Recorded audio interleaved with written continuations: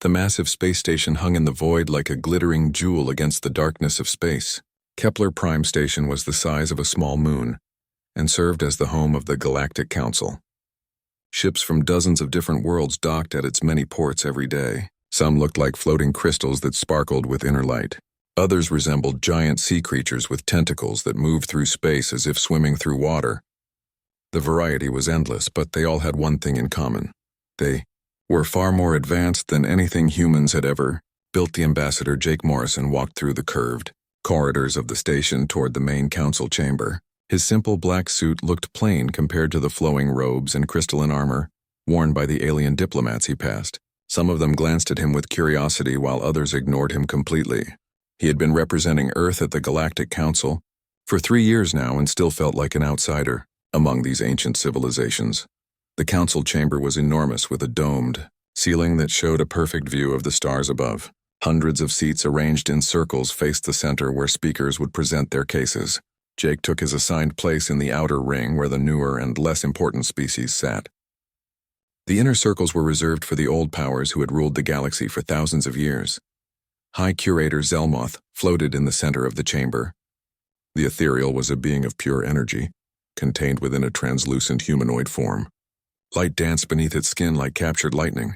When it spoke, its voice came from everywhere at once rather than from any visible mouth. The Council recognizes Ambassador Morrison of the human species. You may present your request for military alliance status. Jake stood and activated a small holographic projector. Images of Earth's military forces appeared in the air above him. Sleek fighter jets soared through blue skies. Nuclear submarines moved through Earth's oceans. Massive aircraft carriers floated on the surface, while soldiers in advanced body armor demonstrated their training. The presentation showed humanity's best weapons and defensive systems. Commander Vextar of the Zorathian Empire leaned forward in his seat. The reptilian being was covered in scales that looked like polished green metal. His eyes glowed with an inner fire as he studied the human military data. Chemical propulsion systems, he said in a voice like grinding stone. Crude nuclear weapons. Basic energy shields that could not stop a child's toy laser. The other Zorathians in the chamber hissed their agreement. Dr. Fluxandra drifted closer to examine the holographic displays.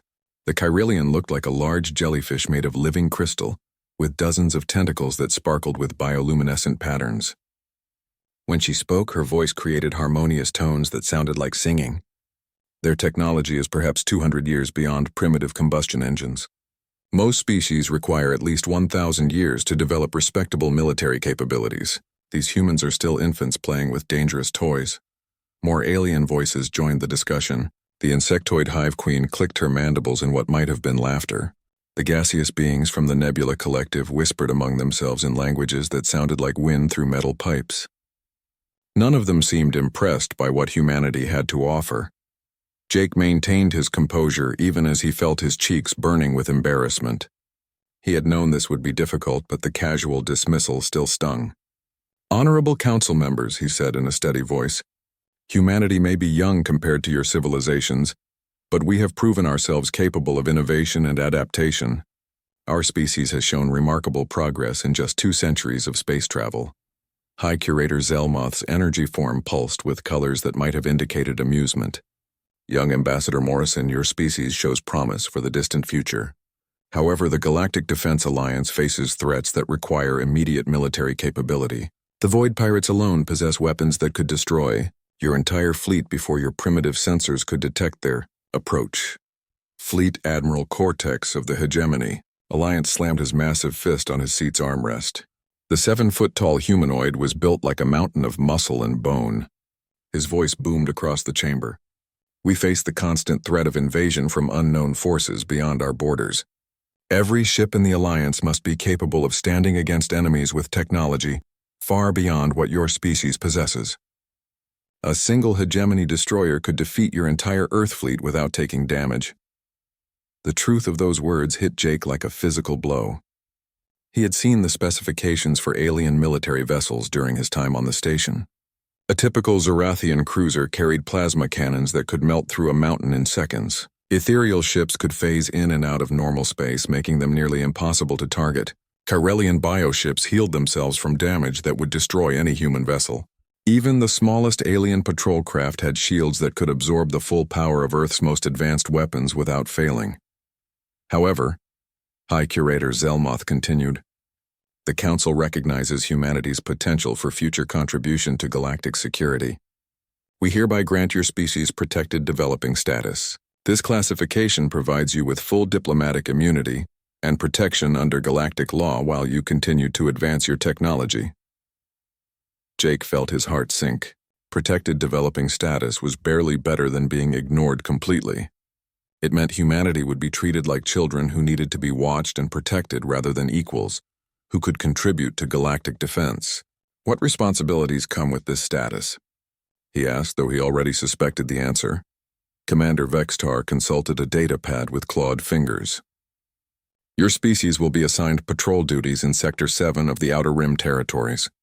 This region sees minimal pirate activity and contains no strategic resources or important trade routes. It will provide excellent training opportunities for your crews while keeping them safely away from any real dangers. The Outer Rim was the galactic equivalent of being sent to guard an empty parking lot. It was where the Council sent species they wanted to keep busy, without giving them any real responsibility. Jake forced himself to nod gracefully. Earth accepts this assignment with gratitude. We will prove ourselves worthy of greater responsibilities in time. As the session ended and the various alien delegates began filing out of the chamber, Jake remained in his seat for a moment. He watched the advanced beings discuss matters of galactic importance in their strange languages. Some communicated through color changes in their skin, while others used complex pheromone combinations. A few species seemed to share thoughts directly without any visible form of communication at all. Finally, Jake stood and made his way back through the station's corridors to his small quarters. Once there, he activated his personal communication device and sent an encrypted message toward Earth. The transmission would take several days to reach its destination, but the contents were simple and direct. Mission accomplished. The Council believes we are harmless children playing with primitive toys. They have assigned us to the most remote and peaceful sector they could find. Recommendation: maintain current public technology levels and continue to present ourselves as a developing species with limited capabilities. He paused before adding the final line that would change everything. Project Lazarus authorization requested. It is time to show them what humans are really capable of. On Earth, in a facility buried deep beneath the Colorado mountains, Admiral Lisa Hayes received the message. She turned to the man standing beside her and nodded once. Dr. Nathan Cross smiled and began entering commands into a computer terminal that had waited decades for this moment. In the depths of the facility, something vast and patient began to wake up. Captain Ryan Blake stood on the bridge of the USS Defender and watched the stars drift past the view screen. 6 months had passed since the Galactic Council assigned humanity to patrol the Outer Rim territories, and the routine had become mind-numbing. Every day brought the same tasks: checking cargo manifests on merchant vessels, escorting supply ships through empty space, and filing reports that no one seemed to read. The Outer Rim was exactly what the aliens had promised: peaceful, boring, and completely removed from anything important. The few ships they encountered were mostly automated cargo haulers or small trading vessels operated by minor species that the major galactic powers considered beneath their notice. Pirates occasionally showed up, but they used technology so outdated that the USS Defender could handle them easily with standard human weapons. Lieutenant Maya Rodriguez looked up from her tactical station. Captain, we're receiving a transmission from the merchant vessel Steady Prophet. They're requesting escort through the asteroid belt in System 7 Alpha. Another milk run, muttered Chief Petty Officer Kevin Walsh from his engineering station. These traitors act like every asteroid field is going to explode if we're not there to hold their hands. Ryan nodded to his communications officer. Tell them we'll rendezvous at the outer marker in 2 hours, Ensign Foster. Ensign Danny Foster was the youngest member of the crew at barely 22 years old. He had joined the space service hoping to see exotic alien worlds and engage in exciting adventures among the stars. Instead, he spent most of his time relaying routine messages between cargo haulers. Worried about mechanical failures or navigation errors, the USS Defender was a decent ship by human standards, but it looked primitive compared to the alien vessels they occasionally encountered. It carried conventional missile launchers, basic energy weapons, and defensive shields powered by fusion reactors. The aliens they met were always polite, but Ryan could see the pity in their eyes when they looked at his ship. To them, the USS Defender was like a wooden sailing ship, trying to operate alongside nuclear submarines. 3 hours later, they were escorting the Steady Prophet through a particularly dense section of asteroids when Danny's communication board lit up with an emergency signal. "Captain, I'm receiving a distress call from a Corellian science vessel. They're identifying themselves as the Harmony of Depths." Maya's tactical display immediately showed the source of the transmission. "The signal is coming from System 7 Gamma, approximately 6 light hours from our current position." Ryan felt his stomach tighten. The Corellians were one of the more advanced species in the Galactic Council. Their ships were grown rather than built using biological technology that could adapt and heal itself. If a Corellian vessel was in trouble, it meant they were facing something far beyond what a human patrol ship could handle. "What's the nature of their emergency?" Ryan asked. Danny's face went pale as he listened to the incoming transmission. "Captain, they're under attack by unknown vessels. The transmission is breaking up, but I can make out references to massive ships using weapons that phase in and out of normal space." Kevin looked up from his engineering console with concern. "Captain, we're not equipped for a major engagement. Our weapons are designed for dealing with pirates and small raiders, not whatever could threaten a Corellian science ship." Ryan stared at the tactical display for a long moment. Protocol said they should report the incident to the nearest galactic defense outpost and wait for proper military vessels to respond. The closest outpost was 8 hours away at maximum speed. By the time help arrived, the Corellian ship would be dead or captured. "Set course for System 7 Gamma, maximum speed," Ryan ordered. Maya turned in her chair to face him. "Captain, are you sure about this? We have no idea what we're flying into." "The Corellians helped design the protocols that govern rescue operations in this sector," Ryan replied. "If we ignore their distress call because we're afraid, we're no better than the cowards the Council thinks we are." The USS Defender jumped to its highest sustainable speed, which was still painfully slow compared to alien vessels. The journey to System 7 Gamma took nearly 4 hours, and by the time they arrived, the situation had become desperate. The Harmony of Depths hung in space like a wounded whale. The beautiful bioship that normally resembled a living work of art was now scarred and bleeding strange fluids into the vacuum.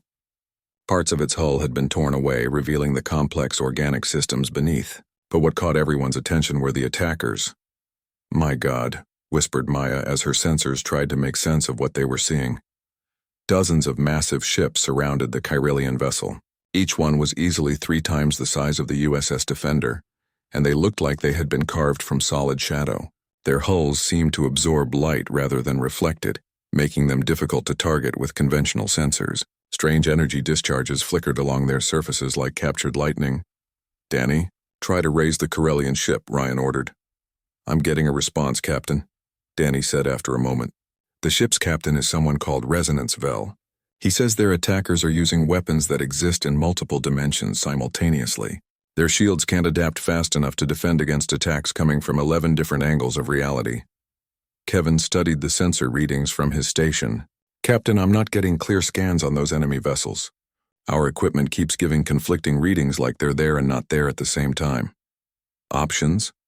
Ryan asked his tactical officer. Maya shook her head grimly. "Our missiles might scratch their paint if we're lucky. Their shields are operating on principles I've never seen before, but if we can create enough of a distraction, the Corellian ship might be able to escape." Ryan made his decision without hesitation. "All hands battle stations. Maya, target the nearest enemy vessel with everything we have. Kevin, divert all available power to forward shields. Danny, try to get a message to the Corellian captain telling him to run for it when we start shooting." The USS Defender moved toward the alien fleet like a terrier charging a pack of wolves. Ryan knew they had no chance of winning this fight, but he also knew they could not simply watch while the Corellian ship was destroyed. The unknown aliens had noticed their approach, and several of the shadow ships began turning in their direction. "Missiles away," Maya reported as she launched their full complement of weapons at the nearest target. The human missiles struck the alien vessel and exploded in brilliant flashes of light. For a moment, Ryan hoped they had actually damaged the enemy, but his hopes were crushed when the shadow ship emerged from the explosion completely unharmed. Worse yet, it was now focusing its full attention on the USS Defender. "Incoming energy beam," Maya called out. "Brace for impact." The alien weapon hit their forward shields like the fist of an angry god. The USS Defender shook violently as power systems overloaded throughout the ship. Emergency lights flickered on as the main lighting failed. Kevin worked frantically at his console, trying to keep their shields from collapsing completely. "Shield generators are failing," he reported. "We've lost 60% of our defensive capability." Through the chaos, Ryan could see that their sacrifice was working. The Harmony of Depths was using the distraction to limp away from the battle zone.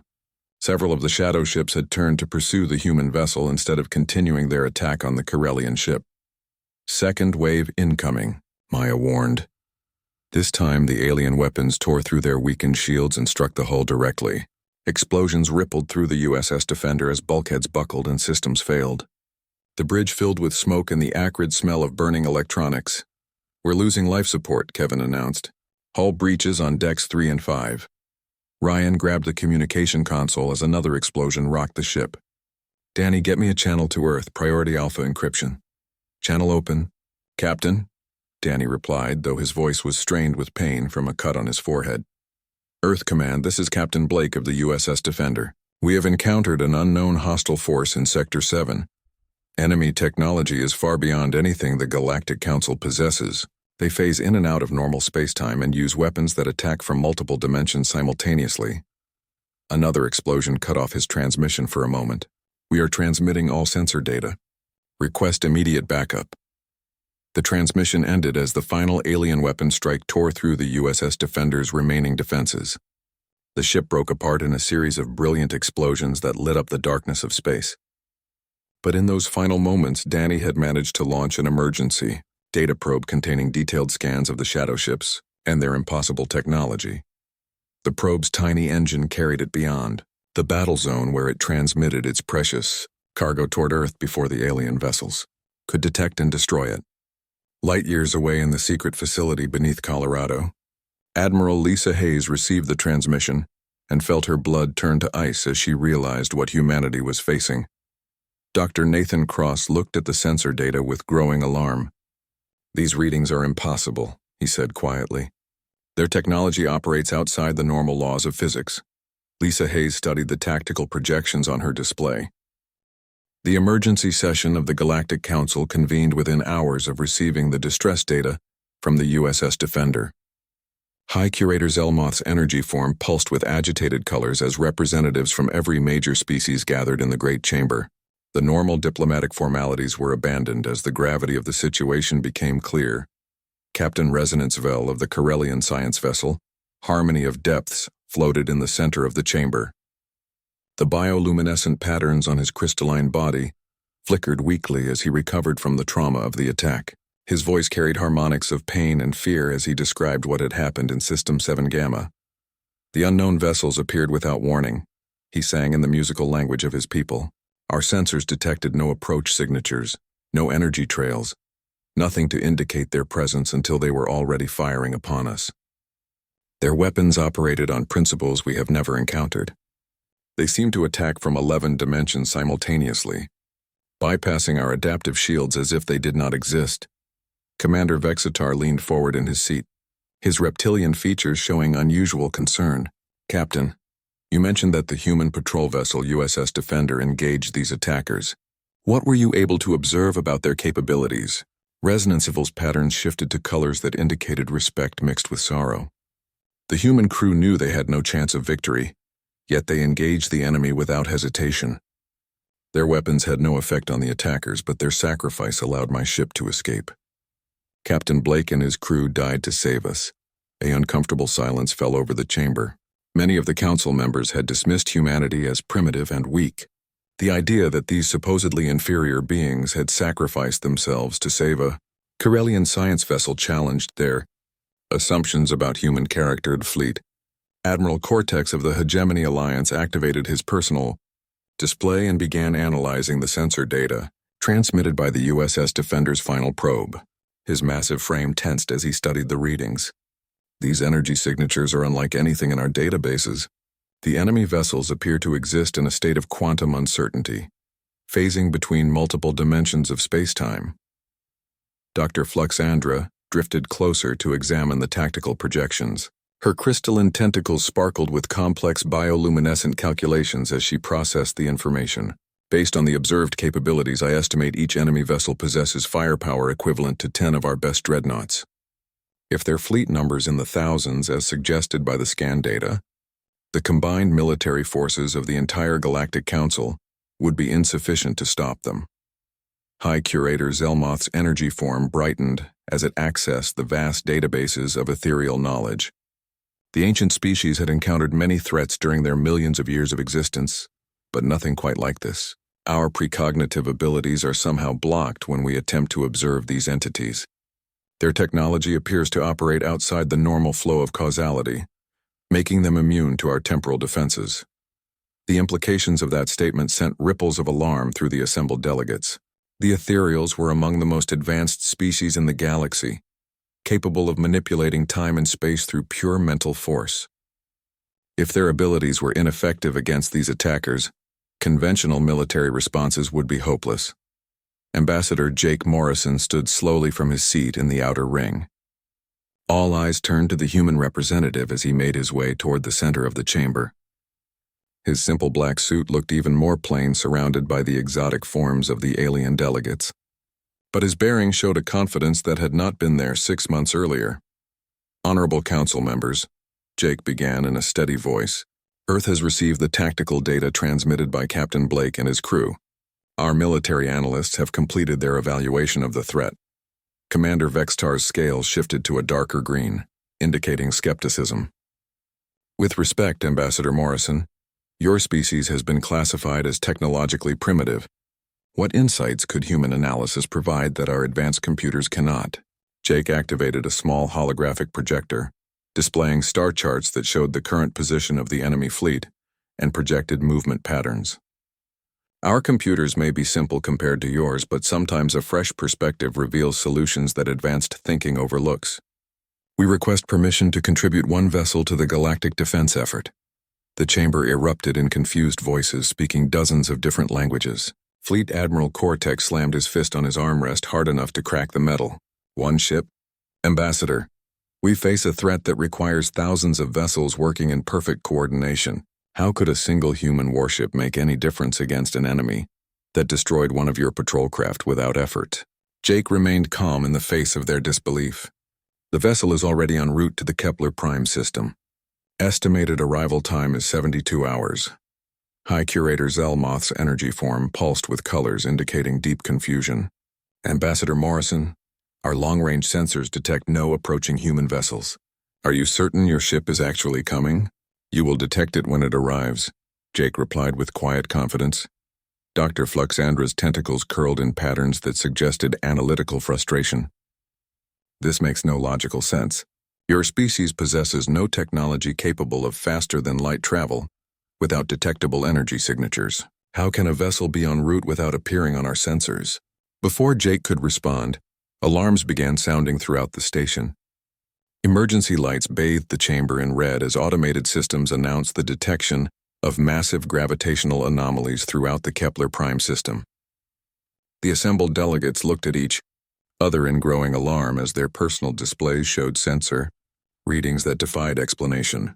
Long-range scanning arrays detected gravitational distortions moving through space at impossible speeds. The distortions left no energy trails and produced no detectable radiation, but their gravitational effects were undeniable. Something massive was approaching the system using principles of movement that none of the galactic civilizations understood. What kind of propulsion system could create such effects? Whispered the insectoid hive queen, her mandibles clicking nervously. The gaseous beings of the Nebula Collective swirled in agitated patterns as they consulted their own sensor networks. Their representatives spoke in harmonics that sounded like wind through crystal formations. Our gravitational sensors indicate the presence of enormous mass, but our electromagnetic detectors register nothing. It is as if space itself is being folded around an invisible object. High Curator Zelmoth expanded its energy form as it attempted to peer into the future, using ethereal temporal abilities. After a moment of intense concentration, it contracted back to normal size with visible frustration. I cannot perceive the nature of the approaching object. Something is actively blocking our precognitive abilities. Jake Morrison watched the growing panic around him with an expression of calm satisfaction. Perhaps now would be a good time to discuss humanity's true capabilities. Commander Vexitar turned to face the human ambassador with new respect mixed with wariness. What are you not telling us, Ambassador Morrison? For the past 30 years, Earth has been developing alternative approaches to the challenges of galactic civilization, Jake explained. While other species focused on building bigger weapons and stronger shields, we chose to explore different possibilities. We discovered that consciousness itself can be a tool for manipulating reality. The alien delegate stared at him in confusion and growing alarm. Dr. Fluxandra's bioluminescent patterns shifted to colors that indicated deep, scientific curiosity mixed with fear. Are you suggesting that humans have developed psionic capabilities? Your species showed no indication of mental powers during previous evaluations. Not psionic abilities in the traditional sense, Jake corrected. We learned that the boundary between consciousness and quantum mechanics is much thinner than most civilizations realize. By properly focusing human awareness and will, we can directly influence the fundamental forces that shape reality. Fleet Admiral Cortex stood to his full, imposing height, his voice carrying notes of barely controlled aggression. If your species possesses such capabilities, why did you hide them from the Council? Why present yourselves as primitive and weak?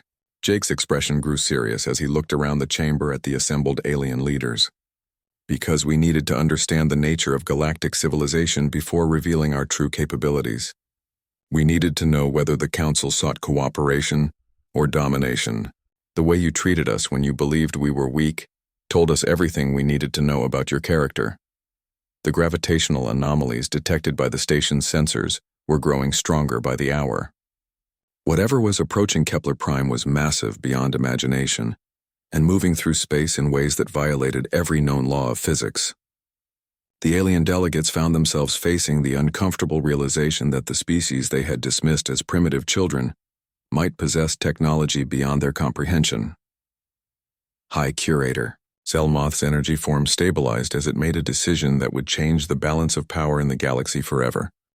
The largest military fleet in galactic history assembled in the space around Kepler Prime. Over 3,000 vessels from every major civilization formed defensive formations that stretched across multiple star systems. Massive Zorathian battlecruisers bristling with plasma cannon arrays took positions along the front lines. Their hulls gleamed like polished emeralds as power coursed through their weapon systems. Behind them floated the elegant ships of the ethereal fleet. These vessels seemed to exist in multiple dimensions simultaneously, phasing in and out of normal space as their crews used mental powers to prepare for battle. Their translucent hulls revealed complex energy patterns that pulsed like captured lightning. The Corellian bioships formed a living wall of organic technology. Each vessel had been grown rather than built, with hulls that could heal themselves and weapons that adapted to any threat. Bioluminescent patterns flickered across their surfaces as they communicated with each other through methods that seemed more like singing than electronic transmission. Hegemony. Alliance dreadnoughts anchored the heavy assault positions. These mountain-sized vessels carried enough firepower to crack planets, and their shields could absorb direct hits from stellar explosions. Fleet Admiral Cortex commanded the entire formation from his flagship, a vessel so massive it had its own gravitational field. High Curator Zelmoth coordinated the defense from the ethereal command ship. Its energy form expanded to interface directly with the tactical computers of every vessel in the fleet. The ancient being had lived through countless battles, but never faced an enemy that could block ethereal precognitive abilities. All ships report ready for combat, announced Commander Vextar from his position aboard the Zorathian flagship. Long-range sensors indicate the enemy fleet will arrive within the hour. Dr. Fluxandra's crystalline form sparkled with nervous energy as she monitored the tactical displays. Estimated enemy strength remains at approximately 4,000 vessels, each with firepower equivalent to our best dreadnoughts. Even with our combined fleet, the odds of victory are less than 30%. Ambassador Jake Morrison stood on the bridge of the Galactic Council command vessel, watching the preparations with calm confidence that puzzled the alien officers around him. His promised human warship had still not appeared, and many of the fleet commanders were beginning to question whether it existed at all. Ambassador Morrison, Fleet Admiral Cortex's voice boomed across the communication channel. Our sensors detect no approaching human vessels. Where is this mysterious ship you promised? Jake checked his personal communication device and smiled slightly. Arrival in approximately 10 minutes.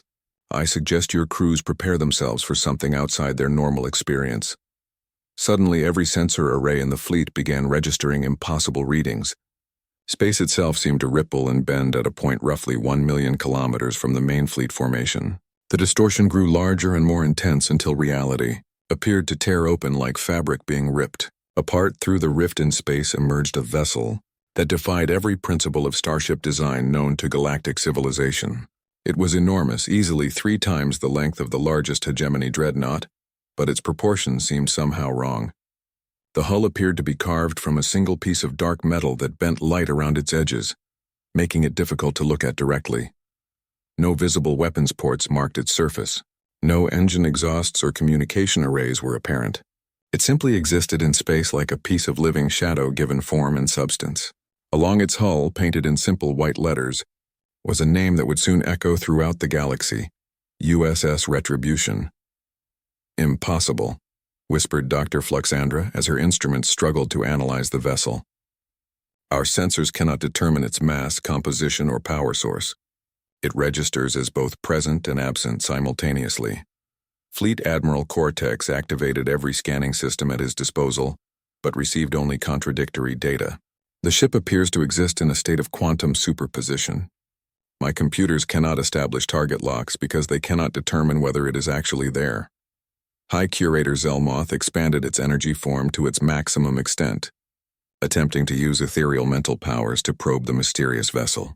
After a moment of intense concentration, it contracted back with visible strain. I cannot penetrate its defenses. The ship exists behind barriers that operate outside normal space-time. Before anyone could respond, a voice spoke directly into the minds of every sentient being in the fleet. The communication bypassed all electronic systems and technological barriers, appearing as pure thought in the consciousness of thousands of different species. This is Captain Alex Carter of the USS Retribution. We have arrived to address the current threat. Commander Vextar's scales shifted to colors indicating extreme agitation. How are they communicating telepathically? Humans do not possess psionic abilities according to our biological assessments. The mental voice of Captain Carter continued with calm authority. All vessels withdraw to minimum safe distance. We will handle the approaching enemy fleet. Fleet Admiral Cortex's massive frame shook with anger and disbelief. One ship cannot face 4,000 enemy vessels. Even our combined fleet may not be sufficient to achieve victory. Your weapons and shields operate within conventional physical laws, Captain Carter's voice explained patiently. The approaching enemy uses technology that transcends normal space-time. Conventional military responses will be ineffective. At that moment, alarms throughout the fleet announced the arrival of the enemy. Thousands of dark ships dropped out of hyperspace at the edge of the system, their shadow hulls seeming to absorb the light from nearby stars. The hostile fleet began its systematic approach, weapon systems charging with energy that flickered between dimensions. The first exchange of fire proved Captain Carter's predictions correct. The combined Galactic Defense Fleet unleashed everything they had at the approaching enemy vessels. Plasma beams, quantum torpedoes, dimensional disruptors, and energy weapons beyond imagination struck the shadow ships in a display of firepower that lit up the entire system. The attacks had no effect whatsoever. The enemy shields existed in multiple dimensions simultaneously, absorbing or deflecting every weapon the galactic civilizations could produce. Worse yet, the return fire from the shadow ships began systematically dismantling the defensive fleet with weapons that phased in and out of reality. All ships withdraw immediately. Captain Carter's mental voice commanded with undeniable authority. The USS Retribution began to move, but not through any form of propulsion the alien observers could identify. It simply appeared at different locations in space, phasing from point to point as if distance were merely a suggestion rather than a physical constraint. Each time it manifested, another enemy vessel simply ceased to exist. No explosions marked their destruction. No debris fields remained behind. The shadow ships were there one moment and gone the next, as if they had never existed at all. The USS Retribution moved through the enemy fleet like a force of nature, untouchable and unstoppable. Dr. Fluxandra watched in stunned amazement as her instruments detected massive gravitational fluctuations around the human vessel. The ship is somehow manipulating the fundamental forces of reality. It is not firing weapons in any conventional sense, but rather deciding that enemy vessels should not exist, Commander. Thexter stared at his tactical displays in disbelief as hundreds of enemy ships vanished without trace. This is beyond technology. They are wielding forces that transcend physical law.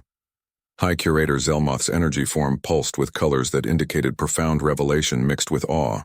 The humans have not developed superior technology. They have transcended the need for technology entirely. The battle, if it could be called a battle, lasted exactly 17 minutes.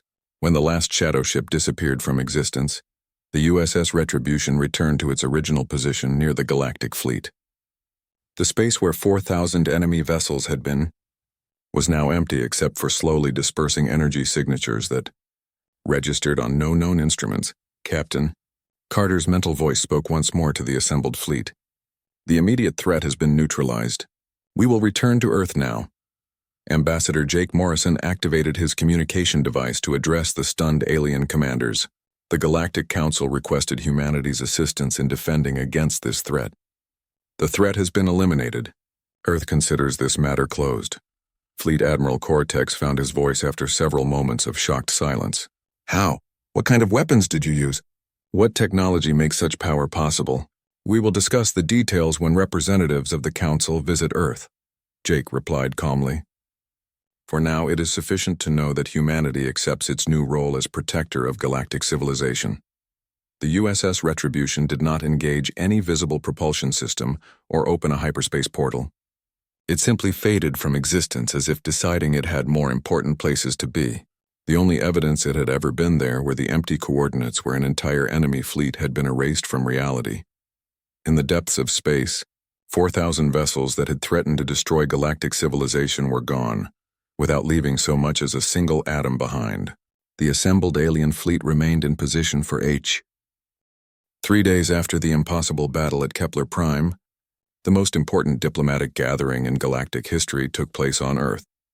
Representatives from every major civilization made the journey to humanity's homeworld, their advanced ships looking strangely primitive as they approached the simple orbital stations that marked human space. The meeting was held in the depths of the Colorado Mountains, in a facility that most humans did not know existed. Admiral Lisa Hayes led the alien delegates through corridors carved from solid rock, past laboratories filled with equipment that seemed to blur the line between technology and art. High Curator Zelmoth's energy form moved carefully through the underground passages, its translucent body pulsing with colors that indicated deep curiosity mixed with caution. The ancient ethereal had expected to find advanced weapons or exotic technologies, but instead saw rooms filled with meditation chambers and quantum computers that hummed with an almost organic rhythm. Where are your weapons? Fleet Admiral Cortex asked as they passed through another laboratory. The massive hegemony commander had come expecting to see the kind of massive military infrastructure that his own civilization used to project power across the galaxy. Dr. Nathan Cross smiled as he guided the group deeper into the facility. We don't build weapons in the conventional sense. What you witnessed at Kepler Prime was not the result of superior technology, but rather the application of principles that most civilizations never consider.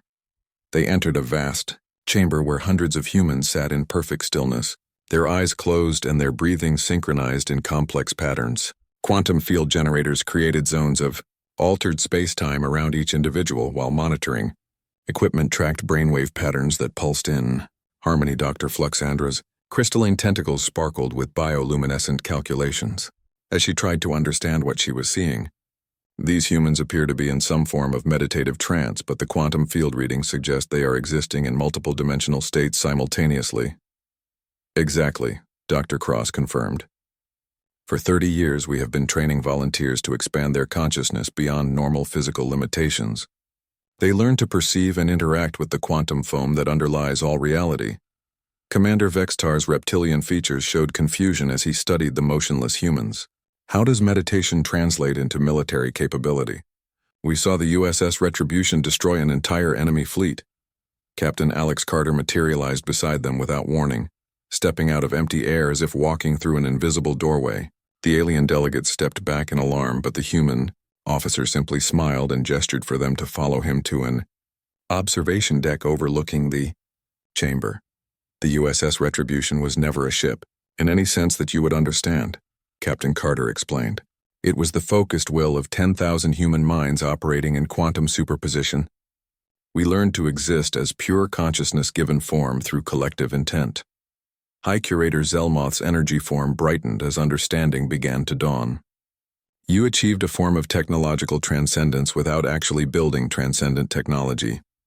You became the technology. Dr. Cross activated a holographic display that showed the philosophical and scientific principles behind the human breakthrough. Every civilization in the galaxy has focused on manipulating matter and energy through external tools. We discovered that consciousness itself can directly influence quantum probability states. The display showed research data spanning decades of human experimentation with quantum mechanics, consciousness studies, and the fundamental nature of reality. While other species had built bigger ships and more powerful weapons, humans had explored the connection between mind and matter at the most basic level of existence. The enemy vessels, you called shadow ships, existed in multiple dimensions. Simultaneously, Captain Carter continued. Conventional weapons could not affect them because they operated outside normal space-time. However, consciousness that has been properly expanded can interact with all dimensional states at once. Dr. Fluxandra studied the research data with growing amazement. You trained your people to exist in quantum superposition, allowing them to be everywhere and nowhere simultaneously. When they focused their combined will on eliminating the enemy fleet, they simply edited those vessels out of reality itself. Admiral Lisa Hayes joined the group on the observation deck, her expression serious as she looked out at the meditating humans below. Every person in this chamber has spent years learning to transcend normal physical limitations. They can exist as pure thought when necessary, manipulating reality through focused intention rather than mechanical force. Fleet Admiral Cortex shook his massive head in disbelief. This explains why our sensors could not properly track your vessel. It existed in a state of quantum uncertainty, present and absent until the moment it chose to interact with normal space-time. The USS Retribution manifested when 10,000 trained minds agreed that it should exist, Captain Carter confirmed. When the enemy fleet needed to be eliminated, those same minds simply decided that the hostile vessels had no place in this reality. Commander Vextar's scales shifted to colors indicating deep respect mixed with wariness. Your species has achieved a form of godlike power. Why have you chosen to use it in defense of the galaxy, rather than conquest? Captain Carter's expression grew thoughtful as he considered the question. Because true strength is not about dominance but about protection. We discovered these abilities through decades of meditation and self-examination. The process taught us that consciousness without compassion leads only to destruction. High Curator Zelmoth floated closer to the observation window, its energy form pulsing with patterns that suggested profound philosophical contemplation. You have shown us that evolution can take paths we never imagined. While we built empires across physical space, you built empires across dimensions of consciousness. Dr. Cross gestured toward another section of the facility where additional humans were engaged in training exercises that seemed to defy the laws of physics. Some appeared to exist in multiple locations simultaneously, while others demonstrated the ability to manipulate matter through pure mental focus. The individuals you see here represent only the first generation of humans to achieve quantum consciousness expansion, he explained. Our children are already showing abilities that surpass even our trained volunteers. In time, all of humanity may evolve beyond the need for conventional technology. Admiral Hayes turned to address the alien delegates directly. The Galactic Council classified us as a protected developing species because our ships and weapons seemed primitive.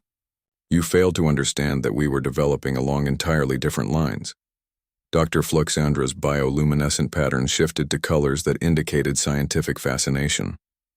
This discovery will revolutionize our understanding of consciousness and reality. Would your people be willing to share this knowledge with other species?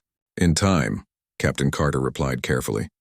The abilities we have developed require not just training, but a fundamental shift in how consciousness relates to physical reality. Most species would need generations to achieve even basic quantum awareness. The chamber below them began to show increased activity as the meditating humans started to move in coordinated patterns. Their quantum field generators hummed with rising energy as 10,000 minds began to synchronize once again. "Another mission?" Commander Vextar asked. Captain Carter shook his head. "Routine maintenance of local space-time stability. The battle at Kepler Prime created some minor dimensional fluctuations that need to be smoothed out. We have learned that great power requires constant responsibility." Hi. Curator Zelmoth's energy form expanded as it prepared to return to the Galactic Council with news that would change the balance of power throughout the galaxy. "Humanity will not merely join the Council as equals. Your species will lead us into a new era of galactic civilization. We accept that responsibility," Admiral Hayes replied solemnly. "But remember that true leadership means helping others grow, rather than simply giving orders. We hope to eventually teach other species to develop their own forms of consciousness expansion." As the alien delegates prepared to return to their ships, Captain Carter offered them one final demonstration. He closed his eyes and concentrated for a moment, then opened them to reveal that his physical form had become translucent. He existed simultaneously as solid matter and pure energy, visible but not entirely present in normal spacetime. "This is what humanity is becoming," he said, his voice now carrying harmonics that resonated directly in their minds. "We are evolution in action, consciousness learning to transcend the limitations that others accept as absolute." The aliens departed Earth with a new understanding of humanity's place in the galaxy. They had come expecting to find advanced weapons and military technology. Instead, they discovered something far more profound, a species that had learned to rewrite the fundamental rules of existence through the power of focused consciousness. In the depths of the Colorado facility, 10,000 humans continued their quiet work of maintaining galactic stability. They existed in quantum superposition,